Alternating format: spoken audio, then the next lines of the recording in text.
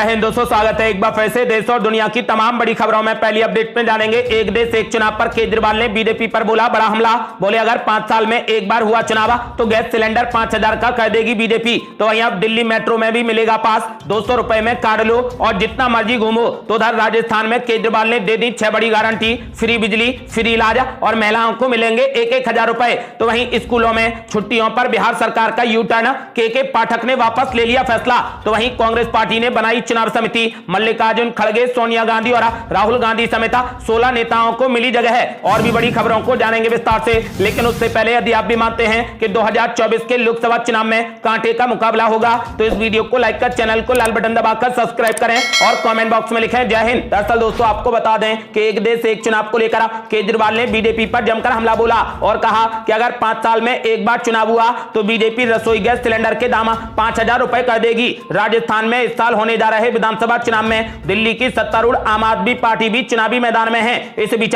Party के संयोजक और दिल्ली के मुख्यमंत्री केजरीवाल जयपुर में एक कार्यक्रम में पहुंचे और वन नेशन वन इलेक्शन प्रस्ताव को लेकर बीजेपी पर जमकर निशाना साधा। उन्होंने कहा कि अगर ऐसा नियम लागू हो गया तो बीजेपी 5 साल तक अपना चेहरा नहीं दिखाएगी। उन्होंने कहा कि मैंने बहुत सोचा कि मोदी जी आखिर ऐसा क्यों कर रहे हैं। 5 साल में नेता तभी जनता के पास आता है जब चुनाव होता है। केजरीवाल ने कहा कि हमारे देश में हर 6 महीने में चुनाव होते हैं और प्रधानमंत्री मोदी को इससे तकलीफ है कि हर 6 महीने में जनता के बीच में जाना पड़ता है। उन्होंने कहा कि अगर 5 साल में एक बार चुनाव कर दिया तो गैस सिलेंडर 5000 रुपए का मिलेगा और 5 साल के बाद मोदी जी कहेंगे कि हमने 200 रुपए कम कर दिए हैं। केजरीवाल ने कहा कि मेरी तो मांग है, मेरा नारा है कि 1 नेशन 20 इलेक्शन हो, हर महीने यानी हर तीसरे महीने चुनाव हो। कम से कम ये अपनी शक्ल तो दिखाएंगे और ये कुछ ना कुछ देकर जाएंगे। उन्होंने कहा कि यदि 5 साल में एक बार चुनाव हुआ तो गैस सिलेंडर 5000 रुपए का मिलेगा।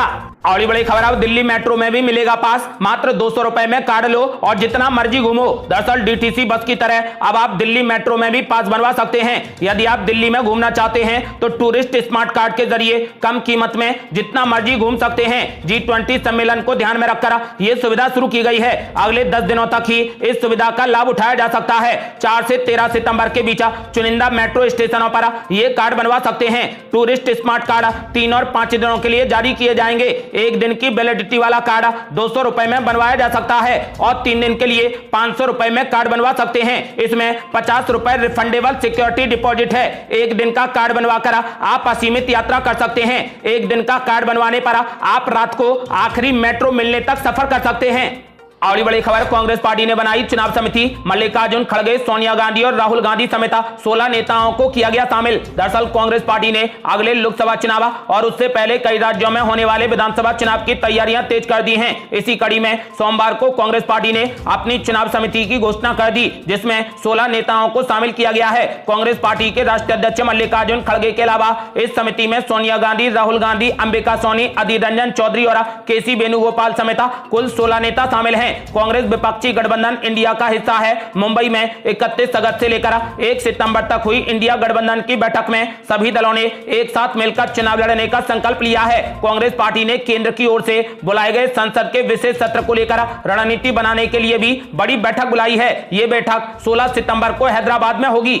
और बड़ी खबर, स्कूलों में छुट्टियों पर बिहार सरकार ने मारा यू टर्न, के पाठक ने वापस ले लिया फैसला। दरअसल शिक्षा विभाग ने सरकारी विद्यालयों के लिए हाल ही में की गई छुट्टी कटौती के आदेश को वापस ले लिया है। छुट्टी कटौती के आदेश को सोमवार को तत्काल प्रभाव से निरस्त कर दिया गया। पहली से लेकर 12वीं तक के स्कूलों में छुट्टी की पुरानी व्यवस्था को बहाल कर दिया है। माध्यमिक शिक्षा निदेशक कन्हैया प्रसाद श्रीवास्तव ने अधिसूचना जारी की है। बिहार में स्कूलों की छुट्टी में कटौती के आदेश को शिक्षा विभाग ने वापस ले लिया है। बता दें कि 29 अगस्त को शिक्षा विभाग ने आदेश जारी करा रक्षाबंधन से लेकर दिसंबर तक की छुट्टियों की संख्या आधी कर दी थी, जिसको लेकर विद्यालयों में तालाबंदी की घोषणा कर दी गई थी। आपको बता दें कि बिहार सरकार ने इस फैसले को वापस ले लिया है और पुरानी व्यवस्था को लागू कर दिया है। और बड़ी खबर, राजस्थान की जनता को केजरीवाल ने दे दी 6 बड़ी गारंटी, फ्री बिजली, फ्री इलाज और 18 साल से ऊपर की महिलाओं को दिए जाएंगे 1-1000 रुपए। दरअसल राजस्थान में विधानसभा चुनाव से पहले आम आदमी पार्टी ने सूबे में अपने पांव जमाने शुरू कर दिए हैं। चुनाव से पहले आम आदमी पार्टी ने जयपुर में एक बड़ा कार्यक्रम आयोजित कर चुनावी दांव खेलते हुए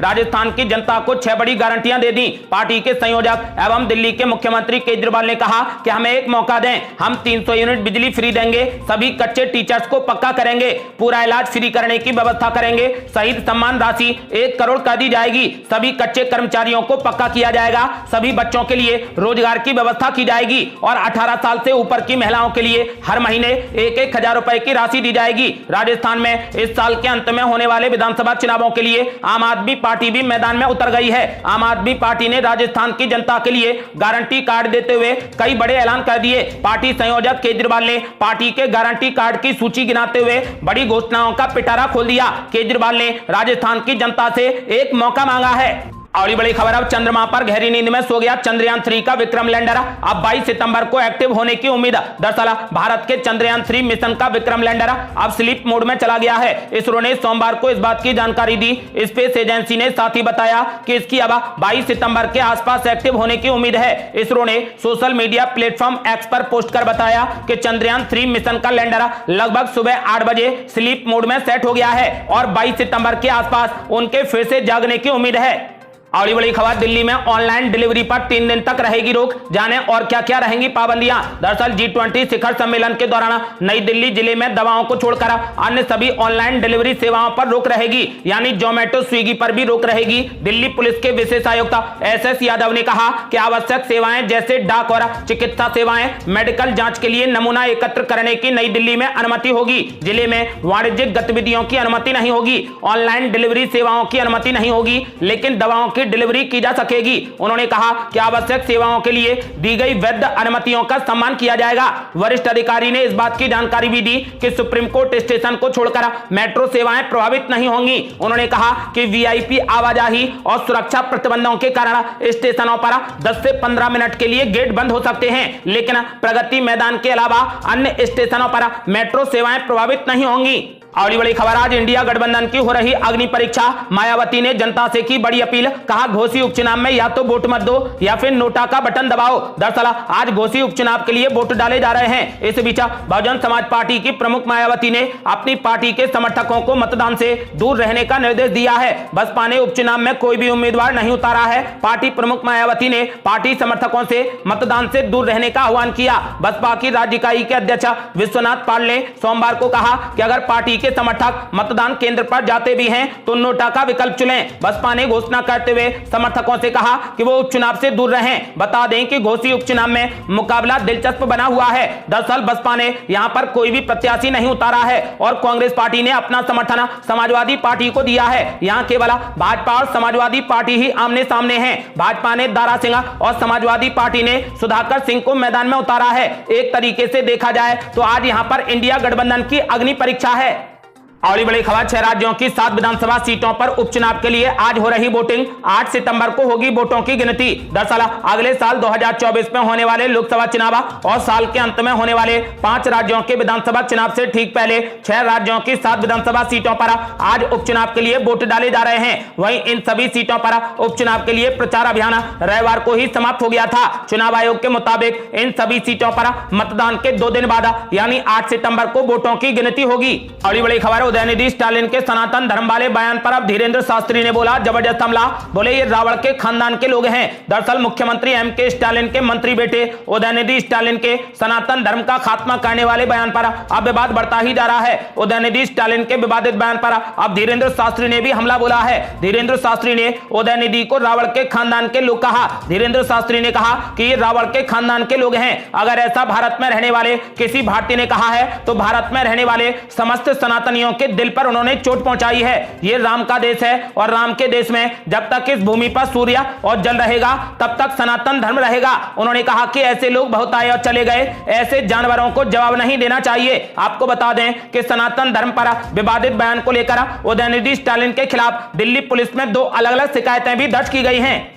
और बड़ी खबर, कई राज्यों में डेंगू का कहर। देहरादून में डेंगू फैला तो 3000 रुपए लीटर हो गए बकरी के दूध के दाम। दरअसल मानसून की दस्तक के साथ ही कई राज्यों में डेंगू ने पांव पसार लिए हैं। उत्तराखंड की राजधानी देहरादून में भी डेंगू के मरीज लगातार बढ़ रहे हैं। सरकारी अस्पतालों के अलावा प्राइवेट हॉस्पिटल में भी डेंगू मरीजों की बढ़ी हुई संख्या देखी जा सकती है। डेंगू के रोगी बढ़ने के कारण बकरी के दूध की मांग भी लगातार बढ़ गई है। बाजार में बकरी का दूध 2 से 3000 रुपए लीटर तक मिल रहा है। उत्तराखंड में अभी तक डेंगू के 750 से ज्यादा मरीज मिले हैं। इनमें सबसे ज्यादा मरीज राजधानी देहरादून में सामने आए हैं।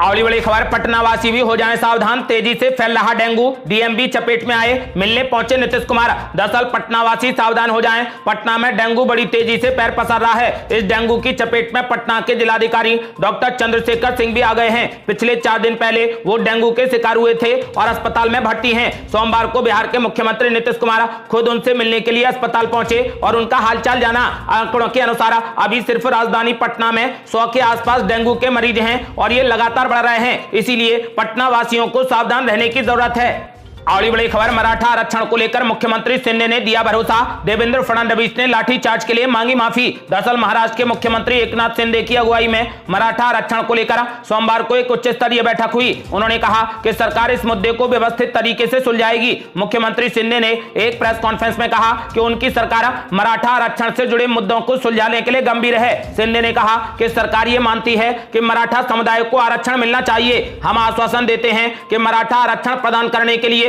जो भी करना होगा हम सब कुछ करेंगे। इसी बीच महाराष्ट्र के उप मुख्यमंत्री देवेंद्र फडणवीस ने जालना जिले में मराठा आरक्षण की मांग को लेकर प्रदर्शन कर रहे प्रदर्शनकारियों के खिलाफ पुलिस द्वारा की गई लाठीचार्ज पर सोमवार को राज्य सरकार की ओर से खेद व्यक्त किया है। उन्होंने यह भी कहा कि किसी भी शीर्ष अधिकारी ने पुलिस को लाठीचार्ज का आदेश नहीं दिया था। उन्होंने कहा कि महाराष्ट्र सरकार कुछ दिन पहले जालना जिले में पुलिस द्वारा किए गए बल प्रयोग पर खेद व्यक्त करती है।